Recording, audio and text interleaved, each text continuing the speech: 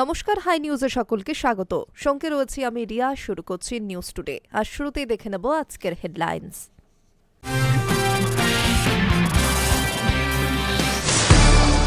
বিধানসভায় 4,06,000 কোটি টাকার অন্তর্বর্তী বাজেট পেশ করল রাজ্য সরকার। চন্দ্রিমা ভট্টাচার্যের বাজেট বক্তৃতার শেষে উঠল জয় বাংলা স্লোগান।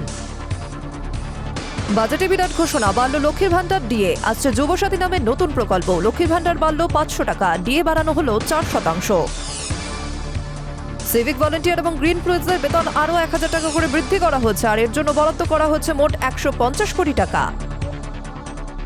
রাজ্য সরকারি কর্মীদের বড় জয়, বকেয়া 25% ডিএ দিতেই হবে রাজ্যকে, নির্দেশ সুপ্রিম কোর্টের। 31 মার্চের মধ্যে দিতে হবে প্রথম কিস্তির টাকা। ভোটের মুখে অন্তর্বর্তী বাজেটে কল্পতরুর রাজ্য সরকার। রাজ্যের মহিলাদের কথা মাথায় রেখে ফের বাড়ল লক্ষ্মীর ভান্ডারের বরাদ্দ। এবার থেকে 500 টাকা করে বাড়ল মাসিক ভাতা। পাশাপাশি আশাকর্মী, সিভিক ভলেন্টিয়ার ও পার্শ্ব শিক্ষক, অঙ্গনওয়াড়ি কর্মীদের 1,000 টাকা করে বাড়ছে ভাতা। সেই সঙ্গে আশাকর্মীরা পাবেন মাতৃত্বকালীন ছুটি। লক্ষ্মীর ভান্ডার প্রকল্পের বরাদ্দ অর্থ বৃদ্ধি করল রাজ্য সরকার। আরও 500 টাকা করে বাড়িয়ে দেওয়া হল মাসিক ভাতার পরিমাণ। বৃহস্পতিবার রাজ্য বাজেটে এই প্রস্তাব পেশ করেছেন রাজ্যের অর্থমন্ত্রী চন্দ্রিমা ভট্টাচার্য। বাজেট প্রস্তাবে বলা হচ্ছে, চলতি ফেব্রুয়ারি মাস থেকেই লক্ষ্মীর ভান্ডারের বর্ধিত অর্থ কার্যকর করা হবে। অর্থাৎ ভোটের আগে প্রত্যেকের ব্যাংক অ্যাকাউন্টে বাড়তি টাকা ঢুকে যাবে। সরকারি এই প্রকল্পে এখনো পর্যন্ত গ্রাহকের সংখ্যা 2,21 লক্ষ। চন্দ্রিমা জানিয়েছেন, আরও 20,62,000 মহিলার আবেদন জমা পড়েছে। তাদের প্রকল্পের আওতায় আনা হবে। নতুন পুরনো সকলেই বর্ধিত অর্থ পাবেন। মাসে যারা এতদিন 1,000 টাকা করে পেতেন তারা পাবেন 1,500 টাকা। এছাড়া তফসিলি জাতি, জনজাতি এবং পিছিয়ে পড়া সম্প্রদায়ের মহিলারা লক্ষ্মীর ভান্ডার প্রকল্পে মাসে 1,200 টাকা করে পান। ফেব্রুয়ারি থেকে তাদের বরাদ্দ বেড়ে হবে 1,700 টাকা। বর্ধিত অর্থের জন্য রাজ্য বাজেটে লক্ষ্মীর ভান্ডার প্রকল্পের মোট বরাদ্দ আরও 15,000 কোটি টাকা বৃদ্ধি করা হয়েছে। 2026-27 অর্থবর্ষ থেকেই এই বরাদ্দ কার্যকর হবে। আসন্ন বিধানসভা নির্বাচনের আগে এটাই শেষ রাজ্য বাজেট। এতে রাজ্যবাসীকে যে সরকার দুহাত ভরে দেবে তা আন্দাজ করেছিলেন অনেকেই। প্রত্যাশা মতোই সর্বোচ্চ বরাদ্দ বৃদ্ধি করা হয়েছে। রাজ্য সরকারি কর্মচারীদের মহার্ঘ ভাতার পরিমাণও বাড়ানো হয়েছে। এছাড়া আশাকর্মীদের ভাতা 1,000 টাকা বৃদ্ধি করা হয়েছে। অঙ্গনওয়াড়ি কর্মী ও অঙ্গনওয়াড়ি সহায়কদের ভাতা 1,000 টাকা করে বাড়ানো হয়েছে। বেকার যুবকদের জন্যও পরিকল্পনা রয়েছে সরকারের। মহিলাদের মাসিক 500 টাকা আর্থিক সহায়তা করার লক্ষ্য নিয়ে লক্ষ্মীর ভান্ডার প্রকল্প চালু করেছিলেন মুখ্যমন্ত্রী মমতা বন্দ্যোপাধ্যায়। সময়ের সঙ্গে সঙ্গে বরাদ্দ বেড়েছে। 500 থেকে বেড়ে ভাতা হয়েছে 1,000 টাকা। এবার তা আরও 500 টাকা বাড়িয়ে দেওয়া হলো। 25 বছর বা তার বেশি বয়সী যে কোনো মহিলাই এই প্রকল্পের আওতায় আসতে পারবেন। প্রকল্পের মেয়াদ 60 বছর পর্যন্ত। তবে 60 ঊর্ধ্বরা একই পরিমাণ অর্থ বার্ধক্য ভাতা হিসেবে পেয়ে থাকেন। এছাড়াও অন্তর্বর্তী বাজেটে আশাকর্মী, সিভিক ভলেন্টিয়ার এবং পার্শ্ব শিক্ষক, অঙ্গনওয়াড়ি কর্মীদের জন্য বড় ঘোষণা করা হচ্ছে। 1,000 টাকা করে বাড়ছে ভাতা। সেই সঙ্গে আশাকর্মীরা পাবেন 180 দিন মাতৃত্বকালীন ছুটি। কর্মরত অবস্থায় মৃত্যু হলে পরিবারকে এককালীন 5 লক্ষ টাকা আর্থিক সাহায্য করবে সরকার। সম্প্রতি 8 দফা দাবিতে পথে নেমেছিলেন আশাকর্মীরা। তা নিয়ে উত্তাল হয়েছিল তিলোত্তমা। অন্তর্বর্তী বাজেটে সেই আশাকর্মীদের জন্য এক গুচ্ছ উপহার রাজ্যের। আশাকর্মীদের মাসিক ভাতা বাড়ছে 1,000 টাকা করে। ফলে তাদের মাসিক ভাতা বেড়ে হল 6,000 টাকা। সেই সঙ্গে তারা মাতৃত্বকালীন ছুটি পাচ্ছেন। কর্মরত অবস্থায় মৃত্যু হলে পরিবারও এককালীন আর্থিক সাহায্য পাচ্ছেন। সিভিক ভলেন্টিয়ার, পার্শ্ব শিক্ষকদের জন্য বড় ঘোষণা করা হয়েছে বাজেটে। তাদেরও ভাতা বাড়ানো হচ্ছে 1,000 টাকা। সিভিক ভলেন্টিয়ারদের জন্য বরাদ্দ করা হচ্ছে 150 কোটি টাকা। এখানেই শেষ নয়, ভোটের আগে রাজ্যের অঙ্গনওয়াড়ি কর্মী, অঙ্গনওয়াড়ি সহায়কদের ভাতাও 1,000 টাকা বাড়ানোর কথা ঘোষণা করা হচ্ছে অন্তর্বর্তী বাজেটে। অঙ্গনওয়াড়ি কর্মী এবং সহায়কদের মৃত্যু হলে পরিবারকে 5 লক্ষ টাকা আর্থিক সাহায্যের কথাও ঘোষণা করা হলো। এই খাতে বরাদ্দ মোট 280 কোটি টাকা। ভোটের আগে 4,60,000 কোটি টাকার অন্তর্বর্তী বাজেট পেশ করল রাজ্য সরকার।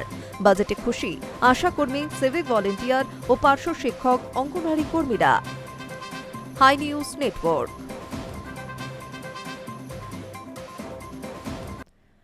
রাজ্যে শিক্ষিত বেকার যুব সমাজের জন্য নতুন প্রকল্প ঘোষণা করল মমতা বন্দ্যোপাধ্যায়ের নেতৃত্বাধীন তৃণমূল সরকার।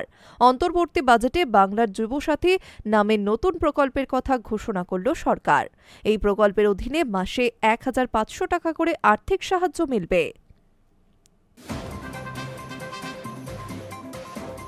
রাজ্যে শিক্ষিত বেকার যুব সমাজের জন্য নতুন প্রকল্প ঘোষণা করল মমতা বন্দ্যোপাধ্যায়ের নেতৃত্বাধীন তৃণমূল সরকার। অন্তর্বর্তী বাজেটে বাংলার যুবসাথী নামে এক নতুন প্রকল্পের কথা ঘোষণা করল সরকার। এই প্রকল্পের অধীনে মাসে ১,৫০০ টাকা করে আর্থিক সাহায্য মিলবে। কর্মসংস্থান না হওয়া পর্যন্ত সর্বাধিক ৫ বছর এই সুবিধা পাওয়া যাবে। চলতি বছর ১৫ই আগস্ট থেকে এই প্রকল্প শুরু হবে। বেকার যুবকদের জন্য বাংলা যুবসাথী প্রকল্পের ঘোষণা করা হয়েছে। মাধ্যমিক পাশ ২১ থেকে ৪০ বছর বয়সী যুবকদের মাসে ১,৫০০ টাকা দেবে সরকার। রাজনীতি কারবারিদের একাংশের মতে এই ঘোষণা নিছক আর্থিক নয়, এটি স্পষ্ট রাজনৈতিক বার্তাও। ২০২১ সালের বিধানসভা ভোটে লক্ষ্মীর ভাণ্ডার ছিল তৃণমূলের অন্যতম বড় প্রতিশ্রুতি। ক্ষমতায় এসে সেই প্রতিশ্রুতি রক্ষা করে সেপ্টেম্বর থেকেই প্রকল্পটি চালু করে রাজ্য। ৫ বছরে লক্ষ্মীর ভাণ্ডারের মাধ্যমে প্রায় ৭৪,০০০ কোটি টাকা পৌঁছেছে রাজ্যের মহিলাদের হাতে।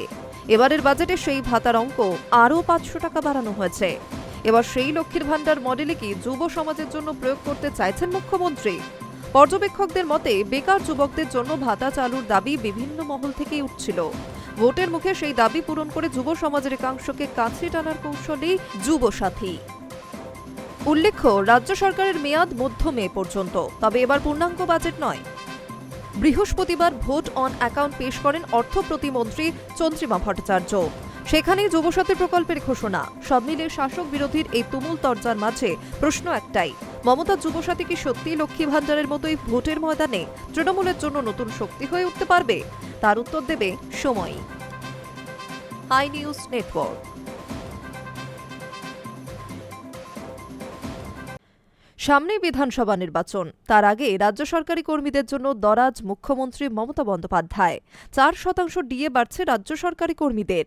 বঙ্গ বিধানসভায় ভোট অন অ্যাকাউন্ট বাজেটে ডিএ নিয়ে বড় ঘোষণা করেন রাজ্যের অর্থমন্ত্রী চন্দ্রিমা ভট্টাচার্য। আগামী ১ এপ্রিল থেকে বর্ধিত হারে ডিএ পাওয়া যাবে। সামনেই বিধানসভা নির্বাচন, তার আগেই রাজ্য সরকারি কর্মীদের জন্য দরাজ মুখ্যমন্ত্রী মমতা বন্দ্যোপাধ্যায়। ৪% ডিএ বাড়ছে রাজ্য সরকারি কর্মীদের। বৃহস্পতিবার বঙ্গ বিধানসভায় ভোট অন অ্যাকাউন্ট বা অন্তর্বর্তী বাজেট পেশ করলেন রাজ্যের অর্থ প্রতিমন্ত্রী চন্দ্রিমা ভট্টাচার্য। সেখানেই ডিএ নিয়ে বড় ঘোষণা করেন তিনি। অর্থমন্ত্রীর ঘোষণা অনুযায়ী আগামী ১ এপ্রিল থেকে বর্ধিত হারে ডিএ পাওয়া যাবে। এর ফলে এক ধাক্কায় বেশ কিছুটা বাড়তে চলেছে রাজ্য সরকারি কর্মীদের বেতন। একই সঙ্গে এদিন অন্তর্বর্তী বাজেটে সপ্তম পে কমিশন গঠন করা হবে বলেও ঘোষণা করা হয়েছে। রাজ্যের সপ্তদশ বিধানসভা ও মমতা বন্দ্যোপাধ্যায়ের নেতৃত্বে চলা তৃতীয় সরকারের এটা শেষ অধিবেশন। ফলে এদিন মমতা বন্দ্যোপাধ্যায় সরকারের অন্তর্বর্তী বাজেটের দিকে গোটা রাজ্যের মানুষের নজর ছিল। বিশেষ করে ডিএ, লক্ষ্মীর ভাণ্ডারে বাজেট বরাদ্দ হয় কিনা তা নিয়ে চর্চা চলছিল। এর মধ্যেই একেবারে কল্পতরু মমতা বন্দ্যোপাধ্যায়ের সরকার। তথ্য বলছে, এতদিন ১৮% হারে ডিএ পাচ্ছিলেন রাজ্য সরকারি কর্মীরা। নতুন করে ৪% ডিএ ঘোষণা হওয়ায় এবারে তা বেড়ে দাঁড়ালো ২২%। কিন্তু এখনও কেন্দ্রীয় রাজ্য সরকারি কর্মীদের সঙ্গে রাজ্য সরকারি কর্মীদের ডিএ ফারাক রয়ে গেল। বাজেট ঘোষণার আগে পর্যন্ত কেন্দ্র ও রাজ্য ডিএর ফারাক ছিল ৪০%। ভোটের আগে এই ঘোষণায় তা কমে দাঁড়ালো ৩৬%। অন্যদিকে রাজ্য সরকারি কর্মীদের জন্য সপ্তম বেতন কমিশন গঠনের কথাও বলা হচ্ছে অন্তর্বর্তী বাজেটে, যেখানে বলা হচ্ছে রাজ্য সরকার সরকারি কর্মীদের চাহিদার বিষয়ে সম্পূর্ণ সংবেদনশীল। রাজ্যের ষষ্ঠ পে কমিশনের সুপারিশের কার্যকাল ২০২৫ সালের ৩১ ডিসেম্বর শেষ হয়েছে। এরপরে সরকারি কর্মীদের জন্য সপ্তম বেতন কমিশন গঠনের ঘোষণা করেন অর্থমন্ত্রী। Hi News network.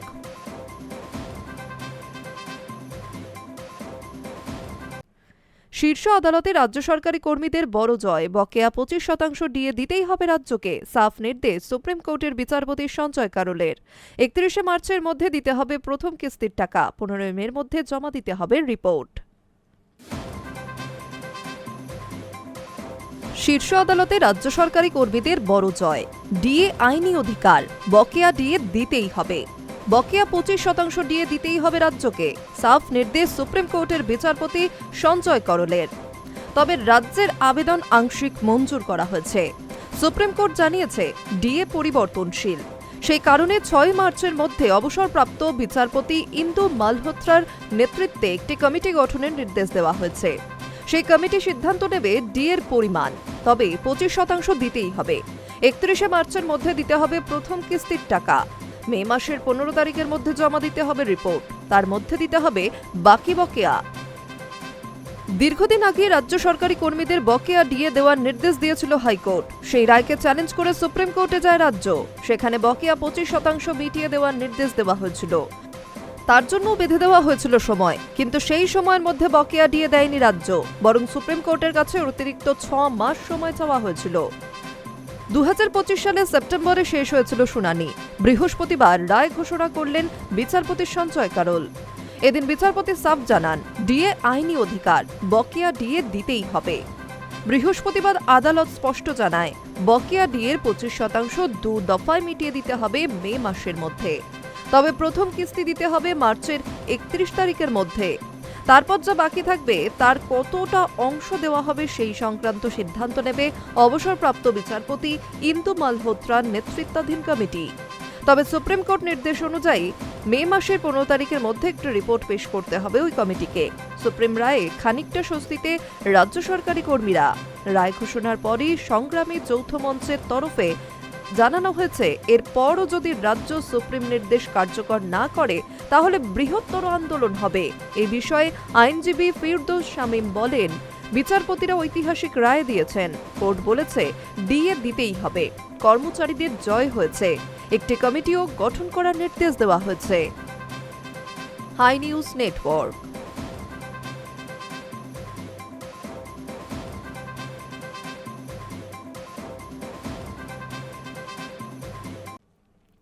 সুপ্রিম কোর্টে সওয়াল করে নজির করেছেন মুখ্যমন্ত্রী মমতা বন্দ্যোপাধ্যায়। এসআইআর হয়রানির কথা নিজে মুখে সুপ্রিম দরবারে তুলে ধরেছেন তিনি। আর তার ঠিক কয়েক ঘন্টার মধ্যেই রাজ্যের মুখ্য সচিবকে কড়া চিঠি পাঠালো নির্বাচন কমিশন। সুপ্রিম কোর্টে সওয়াল করে নজির করেছেন মুখ্যমন্ত্রী মমতা বন্দ্যোপাধ্যায়। তাও আবার এসআইআর হয়রানির কথা নিজের মুখে সুপ্রিম দরবারে তুলে ধরেছেন তিনি। আর তার ঠিক কয়েক ঘন্টার মধ্যেই রাজ্যের মুখ্য সচিবকে কড়া চিঠি পাঠালো নির্বাচন কমিশন। তাদের অভিযোগ, একাধিক নির্দেশ নাকি এখনো মানেনি রাজ্য। কেন সেগুলি মানা হলো না সেই সংক্রান্ত জবাবি চিঠি আগামী সোমবারের মধ্যে জমা দিতে হবে।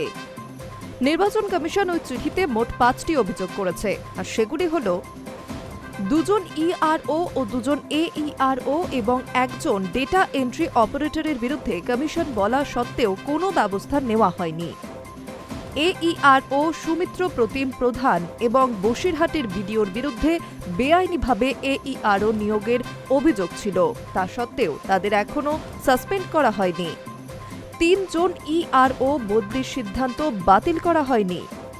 কমিশনের নিয়ম না মেনে এসডিও এসডিএম স্তরের আধিকারিকদের ইলেকটোরাল রেজিস্ট্রেশন অফিসার হিসেবে নিয়োগ করা হয়েছে। রিটার্নিং অফিসার নিয়োগেও মানা হয় নির্বাচন কমিশনের নির্দেশিকা। আগামী 9 ফেব্রুয়ারি দুপুর 3টের মধ্যে অভিযোগ সংক্রান্ত রিপোর্ট চিঠির আকারে মুখ্য সচিবকে জমা দিতে হবে বলেই জানিয়েছে কমিশন। বলে রাখা ভালো, বাংলায় আর মাত্র কয়েকটা মাস পরেই বিধানসভা নির্বাচন। তার আগে এসআইআর ইস্যুতে ক্রমশ রাজ্য কমিশনের সংঘাতের পারদ চড়ছে। বুধবার সুপ্রিম কোর্টে দাঁড়িয়ে কমিশনের বিরুদ্ধে একাধিক অভিযোগ করেছেন মমতা বন্দ্যোপাধ্যায়। কমিশনকে মানবিক হওয়ার নির্দেশ দিয়েছে সুপ্রিম কোর্ট। এই পরিস্থিতিতে কমিশনের করা চিঠি যে যথেষ্ট তাৎপর্যপূর্ণ সে বিষয়ে কোনোই সন্দেহ নেই। Hi News Network. দীর্ঘ অপেক্ষার পর কবি সুভাষ মেট্রো স্টেশনের পুনর্নির্মাণের কাজ আনুষ্ঠানিকভাবে শুরু হয়ে গেল। পয়লা বৈশাখের মধ্যেই স্টেশনটি যাত্রীদের জন্য খুলে দেওয়ার লক্ষ্য নিয়েই কাজ শুরু হয়েছে। নতুন নকশা, উন্নত কাঠামো এবং বাড়তি নিরাপত্তা ব্যবস্থা সব মিলিয়ে দক্ষিণ কলকাতার যাত্রীদের জন্য এটি হতে চলেছে বড় উপহার।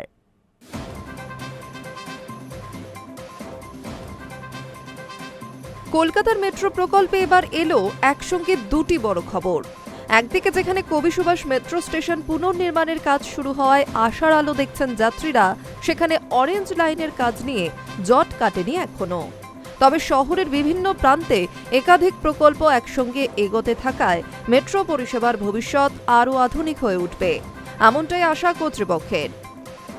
দীর্ঘ অপেক্ষার পর কবি সুভাষ মেট্রো স্টেশনের পুনর্নির্মাণের কাজ আনুষ্ঠানিকভাবে শুরু হয়ে গেল। স্টেশন নতুন রূপে ফের যাত্রীদের জন্য কবে খুলবে তা নিয়ে চলছে জোর জল্পনা। মেট্রো সূত্রে খবর, পয়লা বৈশাখের মধ্যে স্টেশনটি যাত্রীদের জন্য খুলে দেওয়ার লক্ষ্য নিয়েই কাজ শুরু হয়েছে।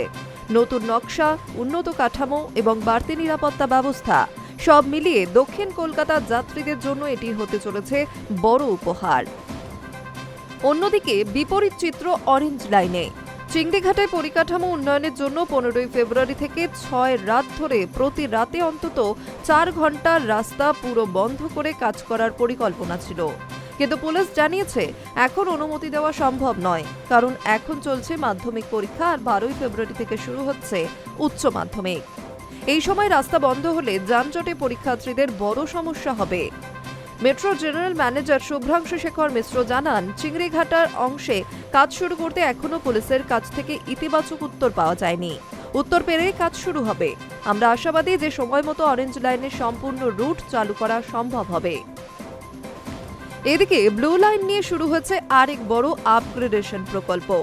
আগামী 4 বছরের মধ্যে ব্লু লাইনে 15টি ভূগর্ভস্থ স্টেশনের মাঝে টানেলগুলোতে বসানো হচ্ছে অত্যাধুনিক টানেল ভেন্টিলেশন সিস্টেম। এটি সম্পূর্ণ জলনির্ভর পুরনো সিস্টেমের বদলে আধুনিক প্রযুক্তি ব্যবহার করে টানেলে সবসময় পরিষ্কার ও ঠান্ডা বাতাস পৌঁছে দেবে।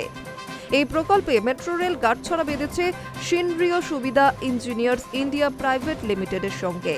মোট খরচ 585 কোটি টাকা এবং লক্ষ্য 4 বছরের মধ্যে কাজটি শেষ করা। এই সিস্টেম প্রতিটি স্টেশনের 2 প্রান্তে ইনস্টল হবে। পাশাপাশি 2টি স্টেশন থেকে একযোগে বাতাস চলাচলের ব্যবস্থা থাকবে। ফলে যাত্রীদের আরাম ও নিরাপত্তা দুটোই বাড়বে। পরিষেবা বন্ধ না রেখে প্রতিদিন রাতে ধাপে ধাপে কাজ করা হবে। সব মিলিয়ে একদিকে কাজ এগোচ্ছে দ্রুত, অন্যদিকে কয়েকটি বাধাও রয়েছে। তবে কলকাতা মেট্রোর ভবিষ্যতে আরও আধুনিক ও বিশ্বমানের পরিষেবা দিতে চলেছে, এমনটা ইঙ্গিত দিয়েছে এই নতুন ঘোষণাগুলি। High News network.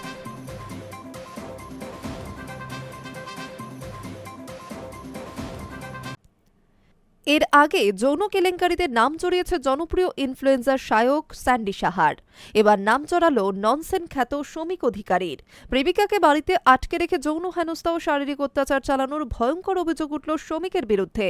সূত্রের খবর, বুধবার বেহালা থানায় এফআইআর দায়ের করেছেন শমিকের প্রেমিকা। এবার যৌন কেলেঙ্কারিতে নাম জড়ালো জনপ্রিয় ইনফ্লুয়েন্সার ননসেন খ্যাত শমিক অধিকারীর। প্রেমিকাকে বাড়িতে আটকে রেখে যৌন হেনস্থা ও শারীরিক অত্যাচার চালানোর ভয়ঙ্কর অভিযোগ উঠল শমিকের বিরুদ্ধে। বুধবার বেহালা থানায় এফআইআর দায়ের করেছেন ওই তরুণী। পুলিশের দায়ের করা ওই অভিযোগে তরুণীর দাবি, তাকে বেহালার একটি ফ্ল্যাটে গত 2রা থেকে 3রা ফেব্রুয়ারি পর্যন্ত আটকে রাখেন ননসেন খ্যাত শমিক অধিকারী। ওই তরুণীকে মারধর ও যৌন হেনস্থার অভিযোগও করা হয়েছে। শমিকের প্রেমিকা আরও জানান, জোর করে তার জামা কাপড় খোলার চেষ্টা করেন শমিক। এখানেই শেষ নয়, তার শরীরে আপত্তিকরভাবে স্পর্শ করেন। বিষয়টি প্রকাশ্যে না আনার হুমকিও দেওয়া হয় তাকে, এমনটাই দাবি করেন ওই তরুণী। তবে সাহস করে পুলিশের দ্বারস্থ হন শমিকের বান্ধবী। যদিও এহেন অভিযোগ মিথ্যে বলেই দাবি করেছেন শমিক। সংবাদ মাধ্যমে জনপ্রিয় ইনফ্লুয়েন্সার জানান, এতদিনের সম্পর্ক আমাদের। আমার প্রেমিকা ছিলেন, 2 দিন আগে চূড়ান্ত অশান্তি হয়। এখনো ঝামেলা চলছে। মানসিক সম্বল হারিয়ে ফেলেছিলাম আমি। আমার বিরুদ্ধে একাধিক মিথ্যে অভিযোগ দায়ের করা হয়েছে। বুঝতে পারছি না কেন। প্রেমিকার সঙ্গে যদি ঘনিষ্ঠ মেলামেশা থাকে তাহলে সেটা তো তার অনুমতি নিয়েই হবে। এতদিনের সম্পর্ক, বিষয়টিতে অবাক হচ্ছি আমি।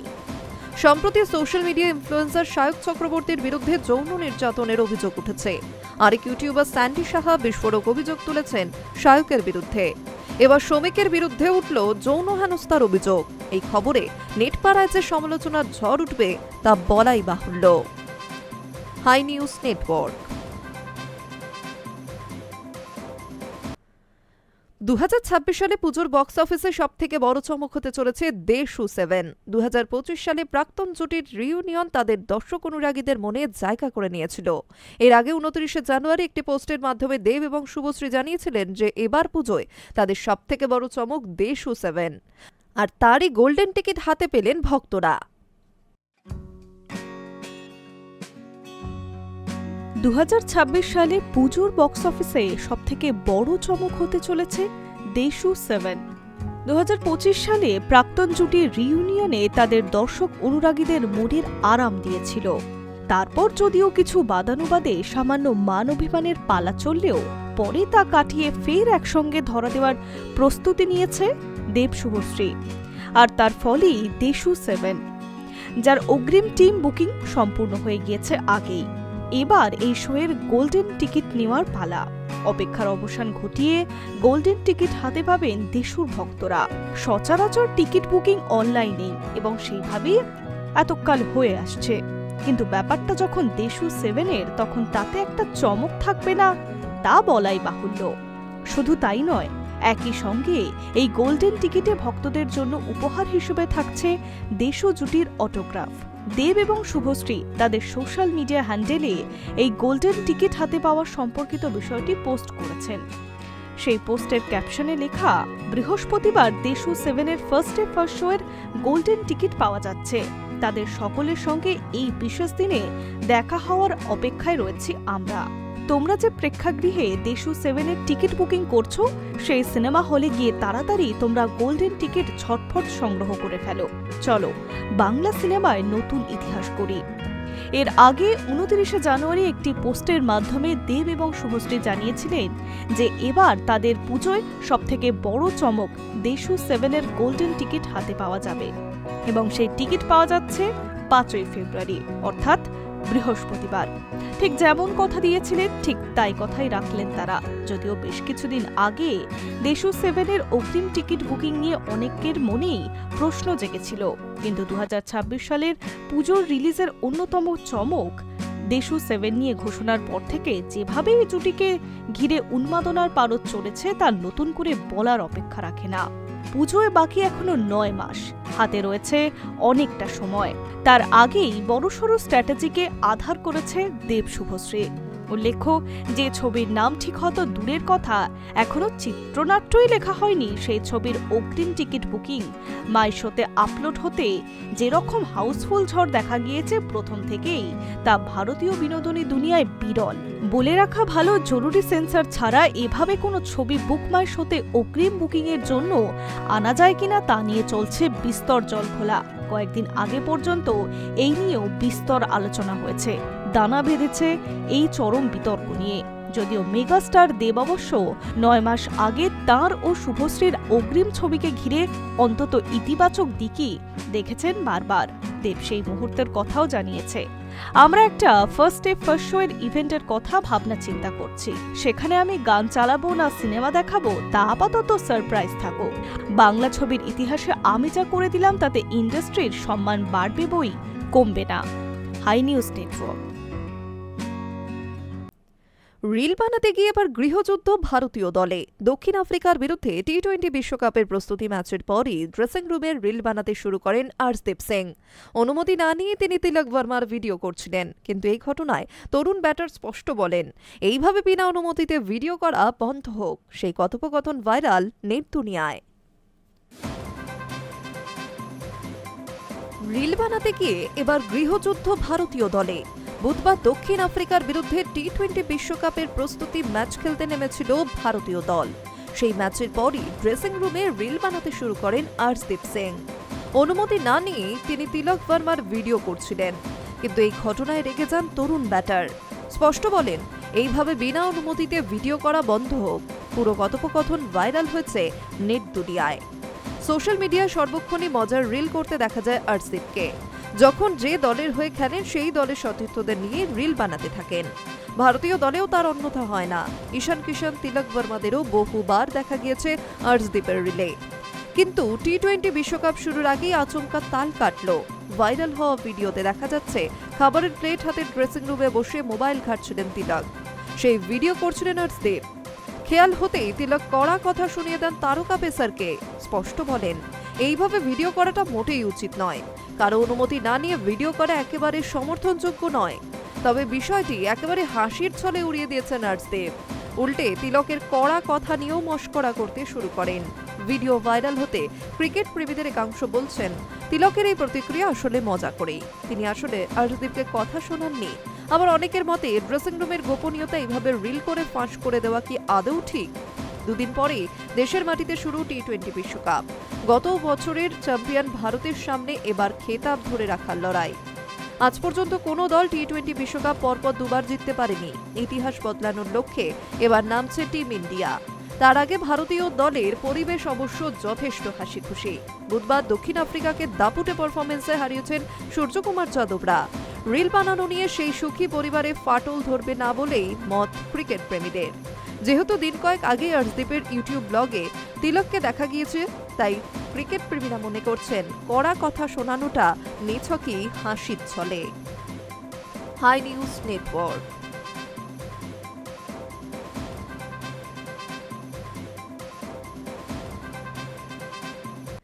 নিউজ টুডে এখন এই পর্যন্তই। আরও অন্যান্য খবরের জন্য নজর রাখুন হাই নিউজে। নির্ভীক নিরপেক্ষ।